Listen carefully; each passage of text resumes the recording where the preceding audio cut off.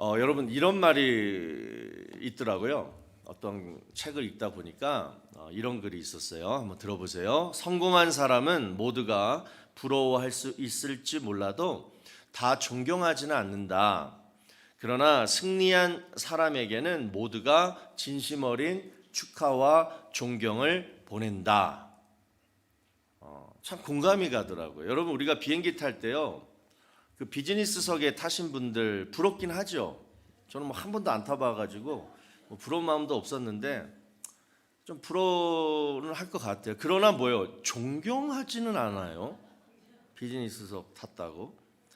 근데 가끔 우리가 뭐 TV 프로그램 보면요, 참 인생의 어떤 그런 정말 시련, 고난, 뭐 날 때부터 아프고 또 우리 어린 자녀가 막 아픈 거를 우리 아버지가 막 그 어떻게 고치고 막 치료하는 그런 과정들, 그러면서 그 고난에서 막 승리하는 그런 삶을 보면요, 막 어때요? 막 존경과 감탄이 저절로 나올 때가 있습니다. 여러분, 2024년도에는 성공도 중요하지만 먼저 승리하시는 한 해가 되기를 주의 이름으로 축복합니다. 성공보다 먼저 승리가 더 중요한 것 같아요. 모세 여러분 아시죠? 모세가 가나안 땅에 들어갔어요? 못 들어갔어요? 못 들어갔죠. 그런데 그 어느 누구도 모세를 실패한 인생을 산 사람이다 이렇게 얘기하지 않아요. 자, 그 이유는 뭐냐면 그의 목표가 가나안에 들어가는 것이 아니었기 때문입니다. 그의 목표는 뭐냐면 자신에게 주어진 사명을 완수하는 거였어요. 그러니까 하나님이 모세한테 뭐라고 얘기했냐면 이스라엘 백성들을 출애굽시켜서 가나안 땅으로 인도하라 그랬어요. 그러니까 모세는 이 명령에 순종했고 딱 거기까지 완수했습니다. 그래서 모세는 성공한 인생을 살았어요. 자, 그런데 그 성공이 있기 전까지 모세 광야에서 80년을 보냅니다. 그러니까 40년은 미디안 광야의 목동으로 사명을 준비하는 기간을 보냈고 나머지 40년은 이스라엘 민족의 지도자로 그 사명을 완수하는 기간을 보냈습니다. 그래서 모세가 마지막에 완전히 그 성공할 수 있었던 사명을 완수할 수 있었던 이유는 이 광야 80년 무려 80년 기간 동안 자신과의 싸움에서 또 영적인 싸움에서 승리했기 때문에 그런 결과를 얻을 수 있었다는 거예요. 자, 그런데 반면에 여러분 사울왕 보세요. 사울왕은 하루아침에 갑자기 왕이 됐습니다. 왕이면 여러분 성공한 거잖아요. 그런데 말년에 어떻게 돼요? 하나님께 버림받고 그의 인생은 뭐예요? 정말 비참한 실패자로 끝나고 맙니다. 그 이유가 뭐예요? 자신과의 싸움, 시기 질투도 못 이기고 또 영적인 싸움에서 패했기 때문에 그런 거예요. 또 솔로몬도 보시면 부와 권세와 명예 그만큼 받은 왕이 없어요. 진짜 성공한 사람이에요. 그런데 그가 나중에 나이 들어서 우리 어제부터 이제 전도서를 시작했거든요. 그가 나이 들어서 황혼기 때 딱 고백하는 게 뭐예요? 내가 누릴 것 다 누려봤는데 이 세상의 것 헤아래. 이 세상의 것은 다 뭐하다? 헛되더라. 그러니까 우리한테 말하는 메시지가 바로 이거예요. 너희들 이 세상의 것에 너무 집착해서 살지 말고 바울이 디모데에게 했던 말처럼 하늘의 면류관을 사모하며 살라. 여러분 이것이 지금 제가 말씀드린 게 다 지금 우리보다 먼저 살다 간 인생 선배들의 조언입니다. 그러니까 여러분 인생 성공이란 뭐냐면 나에게 맡겨진 사명 잘 감당하고 우리 이정근 집사님처럼 천국 가는 거예요. 맡겨진 사명, 부모로서의 사명, 또 하나님이 주신 직장, 일터에서의 사명, 또 교인, 성도, 직분, 하나님이 주신 맡겨주신 그 사명 잘 감당하고 완수하고 그리고 다 천국 가는 거예요. 그러려면 여러분 순간순간 찾아오는 우욱하는 것만 자신과의 싸움 지면 안 돼요. 이겨내야 돼요. 또 영적인 싸움 뭐야? 늘 우리는 주변에 누가 있어요? 이 마귀들. 막 하나님 못 믿게 하고 하나님 떠나게 하고 막 나쁜 생각하게 만들고 좌절하게 만들고 이런 이 악한 흑암의 세력이 늘 우리를 막 유혹한다고요. 근데 그 영적인 싸움에서도 이겨야지 뭐예요? 최종적으로 맡겨진 사명 잘 감당하고 하늘의 면류관을 얻을 수 있다라는 것입니다. 우리 그렇게 사십시다. 자, 그러면 이 싸움에서 자기 싸움 또 영적 싸움에서 이길 수 있는 비결이 뭐냐? 결국은 뭐냐? 인생 성공의 비결이 뭐냐? 자, 오늘 이 말씀을 나누기를 원하는데요. 여러분 그 구원의 그 단계 중에 우리가 잘 아는 세 단계가 있어요. 첫 번째가 칭의, justification, 칭의. 그다음 성화, sanctification. 그다음에 영화, glorification. 이 세 단계가 있는데, 자, 칭의는 뭐냐? 이미 과거, 우리 교회에 지금 다 예수 믿고 이렇게 교회에 있으니까 과거에 우리의 죄가 용서받아 가지고 우리가 뭐예요? 의롭게 된 거를 칭의라 그러는 거예요. 하나님이 우리를 의로운 자녀로 보시는 거예요, 이미. 그걸 칭의라 그러고, 두 번째 성화는 현재예요. 현재 우리가 그리스도를 닮아가면서 거룩하게 되는 것, 이게 성화 과정이고, 세 번째 영화는 이제 미래, 우리가 그리스도의 부활처럼 예수님이 부활하신 것처럼 우리도 부활하는데 그때는 이런 모습 아니에요. 이런 성깔들 아니에요. 싹 변해요. 영화롭게 변해요. 그러면서 천국에 입성하는 거예요. 그러니까 지금 여러분의 성질, 그다음에 세상 것 좋아하는 그런 마음으로 천국 가면 천국이 감옥이죠. 얼마나 지겹겠어요, 천국에서. 맨날 찬송 부르고 막 그런 데는데. 그러니까 뭐가 돼야 되겠어요? 우리가 영화롭게 변화가 되고 천국 가는 거예요. 그게 바로 glorification, 영화라는 겁니다. 자, 그런데 여러분 보세요. 이 세 가지 단계 꼭 뭐가 필요합니까?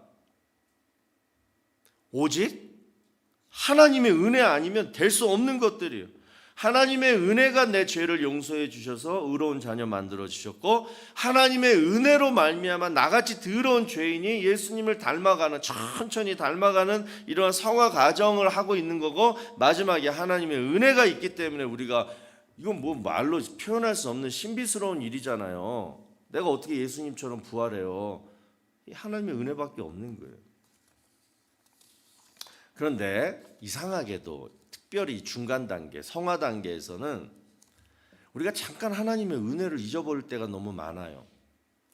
예수님의 성품을 닮아가고 내가 거룩해지는, 그러니까 진짜 신앙이 자라나는 이 단계에서 우리가 보통 생각하는 게 뭐냐면, 특별히 이렇게 연초에는 성경을 하루에 몇 장 읽어야지, 기도도 많이 해야지, 또 착한 일도 많이 해야지, 나쁜 일 습관들 다 끊어야지, 교회 일 올해는 많이 해야지. 그러니까 이런 걸 생각하면서 뭐예요? 늘 나의 노력, 나의 공로, 이걸로 뭐예요? 내가 성화되어진다라고 착각할 때가 많다는 거예요. 여러분 솔직히요, 칭의 단계는 단 몇 초도 안 걸려요. 내가 예수 믿고 내가 예수 믿고 마음으로 믿고 입으로 시인하는 순간 그냥 하나님이 나를 하나님 자녀로 만들어주고 의롭다 칭하시고 하늘의 생명책에 기록해 주시는 거는 그 몇 초도 안 걸리는 거예요. 또 영화 단계도 제가 아직 천국 안 가봤으니까 잘 모르겠지만 그것도 잠깐일 거예요. 예수 안에서 뭐라 그랬어요? 잠든 자라 그랬거든요. 예수 믿고 죽으면 예수 안에서 잠든 자다. 다시 말해서 딱 숨이 멈추면 뭐예요? 바로 우리는 예수님 품에 안긴다는 얘기거든요. 거기서 그냥 새근새근 잠자는 아기와 같이 그냥 장막 거하는 초소가 바뀌는 거예요. 그러니까 죽는다 표현 안 하고 뭐예요? 잠들다 이렇게 표현하잖아요, 우리는. 그게 그러니까 영화 단계거든요. 그러니까 제가 생각해도 그거는 뭐 얼마 안 걸릴 것 같아요. 그런데 성화 단계는 여러분 뭐예요? 우리 인생의 전 과정입니다. 그러니까 내가 이 땅에서 신앙생활하는 이 기간, 내가 이 땅에서 숨쉬는 요 기간 통틀어서 뭐예요? 성화 단계예요. 그런데 우리는 제일 중요한 이 단계에서 뭘 생각하진 않고 하나님의 은혜, 실질적으로 나를 성화시켜 주시는 하나님의 은혜는 생각하지도 않고 뭐예요? 내가 뭐 해야지? 내 힘으로, 내 노력으로 신앙생활을 하려고 하니까 뭐예요? 성화가 안 되는 거예요. 그래서 결론적으로 말씀드리면 이 잘못된 생각, 신앙 때문에 우리의 신앙이 교회 아무리 다녀도 자라나지도 않고 이것 때문에 늘 승리하지 못하고 마귀한테 여러분 자신에게 늘 싸워서 진다는 거예요. 성화가 안 되는 거예요. 그렇지 않냐고요, 여러분. 여러분, 우리가 성경 읽고 기도하고 예배드리고 교회를 하는 거 이유가 뭐예요? 하나님의 은혜를 얻기 위해서 하는 거예요. 그러니까 성경 읽고 기도하고 예배드리고 교회를 하는 그 자체가 목적이 되어서는 안 되고, 그것들을 하면서 뭐야? 진짜 하나님의 은혜를 내가 막 체험해야지 진짜 의미가 있는 거라는 거예요. 그런데 여기서 우리가 또 한 가지 하나님의 은혜를 오해할 때가 많아요. 여러분, 하나님의 은혜는 기적이 아닙니다. 막 기적적으로 막 병 고침 받고 막 기적적으로 막 사업이 막 잘 되고 기적적으로 막 좋은 사람 만나고 기적적으로 우리 자녀들이 막 좋은 대학 막 들어가고, 이것은 여러분 은혜가 아니라 그냥 하나님이 나를 사랑하신다 이것을 보여주는 하나의 현상일 뿐이에요. 사건일 뿐이에요. 이것을 그냥 은혜로 알고 이 은혜를 얻기 위해서 내가 신앙생활을 하면 역시 신앙이 자라지 않아요. 오히려 자라다가도 기적적으로 뭐가 잘 안 돼 버리면 그때는 하나님 떠나고 막 영적으로 싸우면서 지는 거예요. 자, 여러분, 하나님의 은혜는 정의합니다. 내가 원하는 소원이 아니에요. 내 소원이 이루어지는 것이 하나님의 은혜가 아니에요. 그러면 하나님의 은혜는 뭐냐? 하나님의 은혜는 뭐냐? 바로 나를 구원하셨고 지금도 나를 사랑하시는 그 하나님이 바로 은혜인 줄로 믿으시기 바랍니다. 하나님이 은혜예요.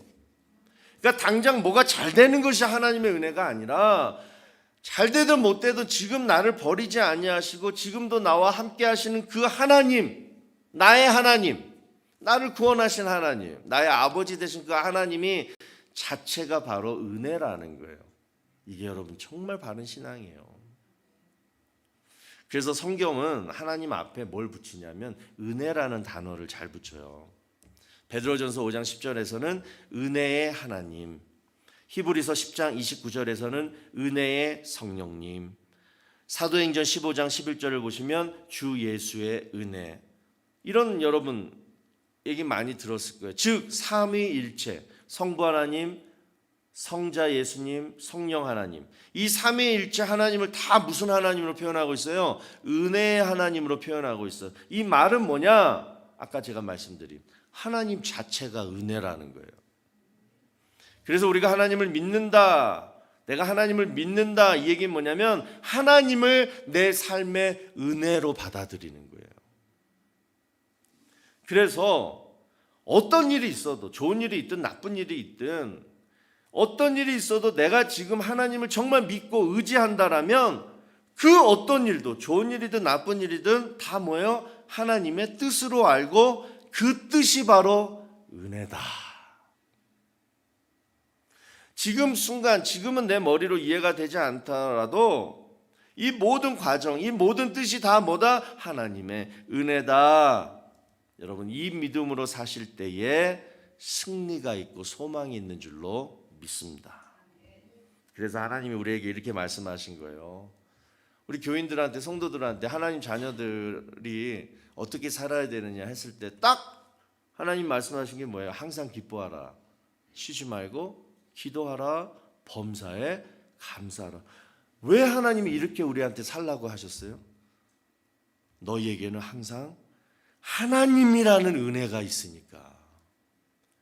병고침 받고 돈 잘 벌고 뭐가 그래서 항상 기뻐하라, 쉬지 말고 기도하라, 범사에 감사하라가 아니라 하나님 자체가 너희에게는 은혜이기 때문에 그 은혜로 인하여 기뻐하고 그 은혜로 인하여 구하고 그 은혜 때문에 범사에 감사하라. 하나님 때문에 기뻐하고 하나님 때문에 구하고 하나님 때문에 감사하라.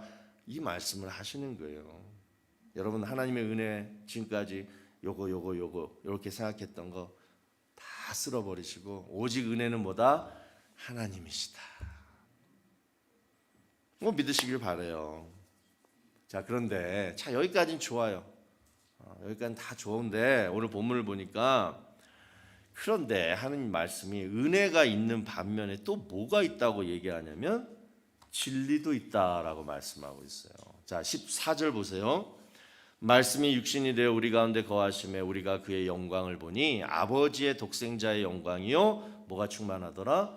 은혜와 진리가 충만하더라. 또 17절 보시면 율법은 모세로 말미암아 주어진 것이요 은혜와 진리는 예수 그리스도로 말미암아 온 것이라. 자, 여러분 여기서 은혜와 진리는 두 단어잖아요. 한글로 봤을 때는. 그런데 원어로 보시면은 원어로 헬라어로 보면요. 그 뒤에 동사가 은혜와 진리면 복수형으로 쓰여야 되는데 동사가 단수형으로 쓰이고 있어요.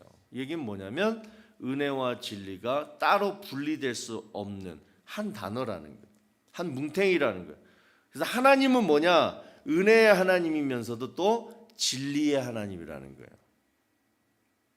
자, 그러면 여러분 진리의 하나님은 뭐냐? 여기서 말하는 진리는 뭐냐? 쉽게 말씀드리면 그냥 공의로운 하나님이라는 뜻이에요. 공의로운 하나님. 출애굽기 34장 6절에서 7절 말씀을 보면 여러분 이 말씀 참 싫어하는 말씀이에요. 그런데 이 말씀이 은혜와 진리의 하나님을 공통적으로 동시에 가장 잘 설명해 주는 말씀이에요. 한번 보세요. 여호와께서 그의 앞으로 지나시며 선포하시되 여호와라 여호와라 자비롭고 은혜롭고 노하기를 더디하고 인자와 진실이 많은 하나님이라. 7절 인자를 천대까지 베풀며 악과 과실과 죄를 용서하리라. 그러나 그 다음에 뭐라 그래요? 벌을 면제하지는 아니하고 아버지의 악행을 자손 3, 4대까지 보응하리라. 막 혼란스러워. 하나님은 자비롭고 은혜롭고 노하기를 더디하셔서 천대까지 우리의 죄를 다 용서하신다면서 끝에 뭐라 그래요? 그러나 벌을 면제하지는 아니하고 아버지의 악행을 자손 3, 4대까지 보응하리라. 아니 도대체 앞에서 얘기한 용서는 뭐고 뒤에서 얘기하는 보응은 뭐냐? 이 말씀은 그냥 읽어서는 잘 이해가 안 되는 어려운 말씀이에요. 자, 여러분 이 말씀을 이렇게 해석을 하면 아주 쉬워요. 뭐냐? 진리의 하나님을 알면 은혜의 하나님을 더욱더 알게 된다. 진리를 내가 잘 깨달으면 은혜를 더 잘 깨닫게 된다. 이 뜻이에요. 자, 여러분 레위기 읽다 보면 그 제사법이 막 나오는데, 자, 그 당시 사람들이 제사를 어떻게 드려요? 죄인인 내가, 일반 성도가 그 당시는 짐승을 사가지고 자기의 죄를 그 짐승한테 다 덮어 씌워요. 그죠? 그래서 이제 짐승을 끌고 온단 말이에요. 자, 그런데 질문, 그 짐승을 잡아야 되잖아요. 번제물로 올리려면. 그럼 짐승을 어떻게 됐냐면 껍질을 벗겨요. 짐승의 껍질을. 소나 양, 염소, 또 가난한 사람들은 비둘기. 그 다음에 어떻게 돼요? 각을 떠요. 각을. 토막을 친다는 거예요. 토막을. 그 다음에 뭐예요? 배를 갈라가지고 내장에 있는 기름, 그 기름을 다 떼어내야 돼요. 자, 질문, 이 일을 누가 할까요? 1번 제사장, 2번 본인. 1번일까요? 2번일까요? 제사장이 하는 줄로 알고 있었죠? 천만에요. 제사장은 안 해요. 본인이 그 짐승을 사가지고 온 그 본인이 그걸 다 해야 돼요. 제사장은 뭐 하느냐? 그 제물을 딱 손질을 해오면 피를 뿌리고 제단에 불을 피우고 그 제물을 제단불 위에다 올려놓는 일만 해요. 제사장은. 그리고 예배 제사를 드리는 거예요. 자, 그러면 하나님이 제사법을 제정하실 때 왜 이렇게 진짜 짐승 잡는 일을 일반 성도한테 맡기셨느냐, 본인한테 맡기셨느냐? 그 이유는 뭐겠어요? 뻔한 거 아니에요? 본인이 지은 죄, 자기가 지은 죄가 얼마나 끔찍한지를 알게 하기 위함이라는 거예요. 그러니까 네가 지은 그 죄 있지, 거짓말하고 이웃의 것을 탐하고 훔치고 뭐 기타 등등 십계명 있잖아요. 그러한 그 죄는 네가 네 몸의 껍질을 벗기고 각을 뜨고 네 내장에 있는 기름까지 다 떼어낼. 여러분, 내장에 있는 기름을 빼면 그 얼마나 아프겠어. 특히 이제 배에 내장 기름 많이 끼신 분들 얼마나 아프겠냐. 그러한 고통을 정말 받다가 죽을 죄를 너가 지었다라는 거예요. 우리가 지금 짓는 죄들이 여러분 이렇게 하나님이 싫어하시는 죄라는 거예요. 너가 그렇게 죽어도 할 말 없을 만큼의 죄라는 거예요. 여러분이 우리가 쉽게 짓는 죄들이. 그래서 여러분, 아직도 하나님의 은혜가 대수롭지 않게 여기시는 분들 있죠. 뭐 십자가의 은혜, 뭐 하나님의 인도하심, 보호하심의 은혜, 뭐 그게 어쨌다고 그냥 맨날 들으니까 그냥 하나님의 은혜가 늘 당연시 여기시는 분들 있죠. 직접 이 구약의 제사를 한번 드려봐야 돼요. 또는 아까 출애굽기 34장에서 얘기한 것처럼 정말 이러면 안 되겠지만 내가 지은 죄 때문에 내 자녀들이 3, 4대까지 죄의 보응을 받는 것을 여러분 직접 봐봐요. 그러면 얼마나 가슴을 치면서 나 때문에 우리 사랑하는 자녀들이 저렇게 벌을 받아? 인생이 꼬여? 뭐 그러면 그 부모가 마음이 어떻겠냐고요. 그래서 여러분, 하나님이 얼마나 공의로우신 하나님인지를 느껴봐야지 지금 내가 누리고 있는 하나님의 은혜가 얼마나 대단한지를 깨닫게 된다라는 거예요. 그래서 여러분, 이제 우리가 하나님의 은혜 성화되어 가는 과정 중에 또 우리의 인생의 승리와 성공을 이루기 위해서 정말 하나님의 은혜가 필요한데, 그 하나님의 은혜를 진짜 깨달으려면 우리가 어떻게 해야 되느냐. 이제 2024년 새해를 살면서 여러분이 날마다 하셔야 되고 날마다 생각하셔야 될 두 가지를 말씀드릴 테니까 오늘 꼭 기억하고 돌아가시기 바랍니다. 첫 번째는 뭐냐? 하나님의 은혜를 진짜 깨닫는 비결. 죄를 지을 때마다, 죄 짓지 말라가 아니에요. 여러분 뭐 백날 얘기해봐야 죄 지을 거니까. 죄 지을 때마다 그냥 넘어가지 말고 진짜 한심하다 나. 진짜 애통하는 마음으로 이번에도 내가 죄 지었네. 진짜 이 한심한 놈. 나 자신에 대해서 정말 실망을 하고 후회도 하고 막 그러면서 하나님의 은혜를 깨달으시라고요. 여러분 잘 들으세요. 하나님이 십자가의 은혜로 우리를 용서해 주신 것은 영원한 죄의 형벌이에요. 지옥 가는 형벌 있죠. 또 마귀의 노예, 마귀의 자녀로 살아가는 형벌. 내 주인이 마귀예요. 마귀의 막 지시에 명령에 막 순종하며 막 그렇게 살아가는 게 우리 원래 운명이었어요. 그거를 끊어주신 게 십자가의 은혜인 거예요.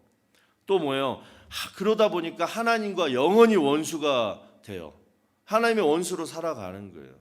그러니까 내가 아무리 노력해도 선행을 하고 내 공로 뭐 기타 등등 아무리 뭐 캐톨릭에서 얘기하는 기타 착한 일을 백날 해봐야 내가 하나님께 갈 수가 없어요. 그에 뭐가 있다고요? 이 죄로 인한 절벽이 있잖아요. 그런 그림 보셨잖아요. 그러니까 우리는 도저히 하나님께 갈 수가 없는데 오직 십자가의 은혜가, 십자가가 딱 그 두 절벽 사이에 십자가가 브릿지가 딱 돼가지고 우리가 십자가를 걸어서 다 하나님께 간 거 아닙니까? 이게 바로 뭐예요? 십자가의 은혜예요. 그러니까 이런 운명을 바꿔 주신 거예요. 자, 그런데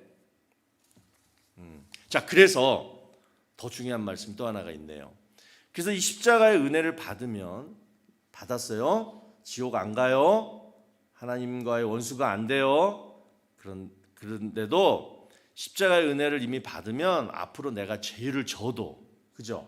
거짓말을 하든 뭔 죄를 져도 다시금 돌아가 가지고 다시 건넌 여기 왔는데 다시 내가 되돌아가 가지고 또 하나님과 원수되고 지옥 가고 마귀의 자녀로 살아가는 일은 뭐다? 절대 없다라는 거예요.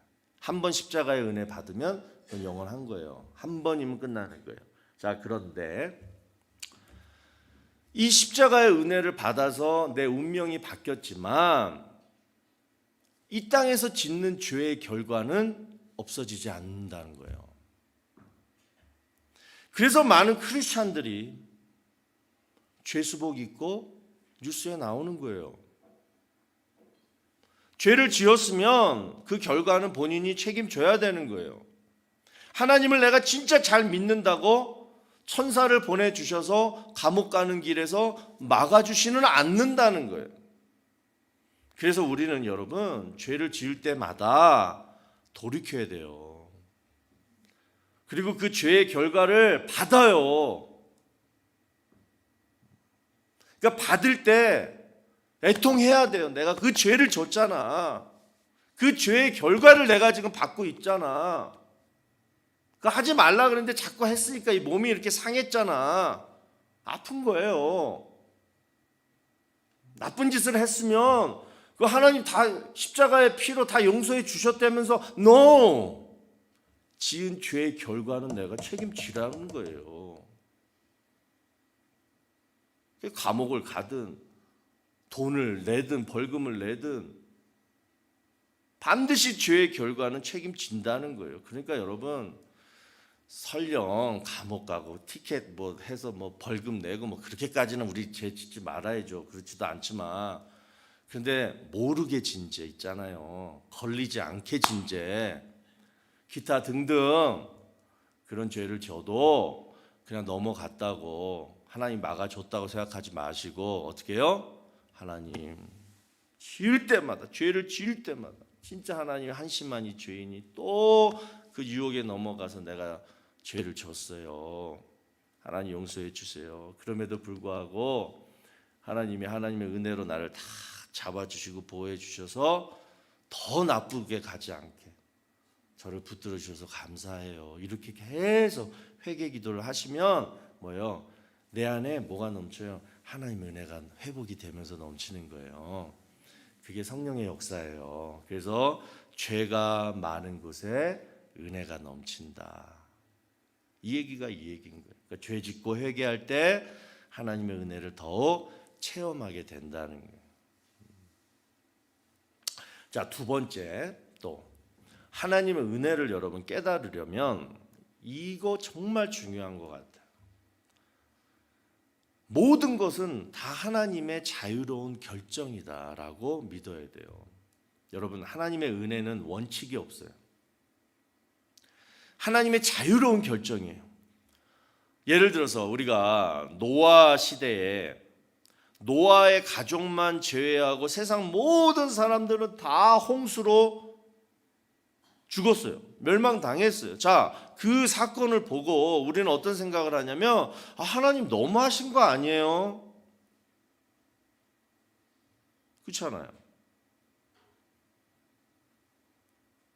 그런데 여러분 성경에 나오는 이와 비슷한 사건 많아요. 막 공의로우신 하나님이 막 사람들 죽이고 막 뭐 무서운 말씀 하시는 거 많아요. 또 우리 삶 속에서도 일어나는 불공평한 일들이 많아요. 난 하나님 잘 믿고 교회 잘 섬기는데 맨날 몸 아프고 잘 안 되는데 늘 하나님 욕하고 하나님도 안 믿고 그런 애는 막 잘 돼. 그러니까 이런 불공평한 일들을 막 이렇게 보면요. 내 마음에 어떤 생각이 드냐면 하나님 왜 그래요? 하나님 너무 하셨어요. 하나님 이런 하나님 나 별로 믿고 싶지 않아요. 자꾸 내 생각으로 하나님을 평가하게 된다는 거예요. 그런데 정말 제가 간절히 여러분들에게 말씀드릴게요. 절대 내 생각으로 하나님을 평가하시면 안 돼요. 자, 왜 그러느냐? 내가 구원받았잖아요.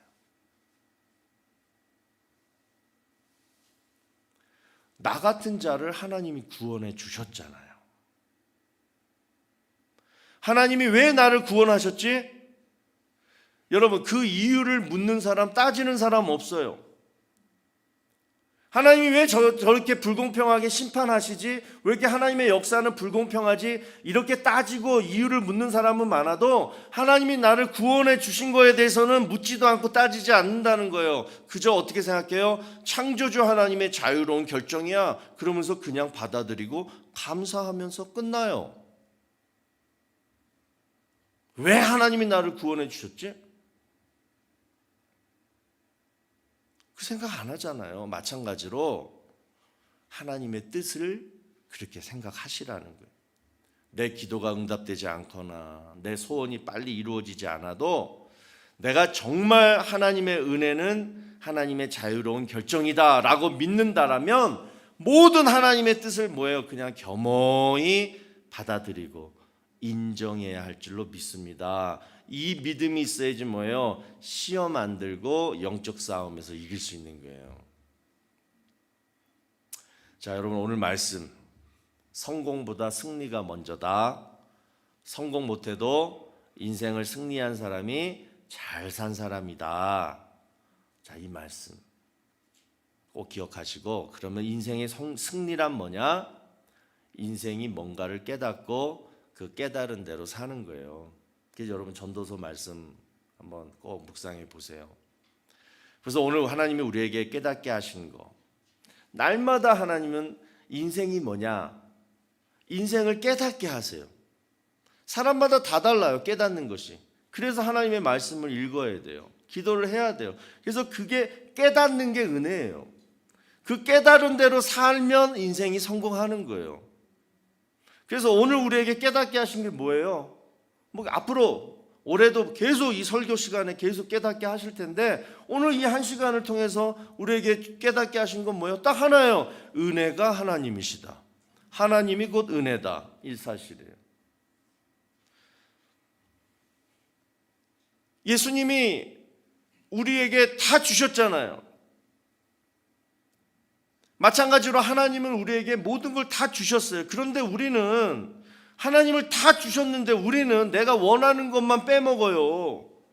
장사 잘 되게 해주세요. 건강하게 해주세요. 이건 은혜가 아니라는 거예요, 여러분. 진짜 하나님은 뭐예요? 하나님 전부예요. 전부를 주셨어요. 그 하나님이 나를 사랑하시고 나에게 좋은 것만 베푸시는 그런 좋은 하나님뿐만 아니라 정말 죄를 싫어하셔서 죄의 결과는 반드시 보응하시는 그 진리의 하나님도 내 삶에 뭐가 돼요? 두려움과 무서움이 아니라 은혜가 된다라는 거예요. 은혜의 하나님, 진리의 하나님이 다 내 삶의 은혜가 된다는 거예요. 그래서 여러분 우리는 하나님 제대로 알고 믿어야 돼요. 그럴 때 하나님이 내 삶의 은혜가 되는 거예요. 그리고 그 은혜를 우리가 언제 깨닫느냐? 죄 짓고 회개할 때, 그리고 하나님의 뜻을 내 생각으로 평가하지 말고 겸허히 인정하고 받아들일 때, 이런 자는 하나님이 승리하게 하세요. 우리 올 한해 이 믿음으로 우리 모두가 승리하게 되시기를 주의 이름으로 축원합니다.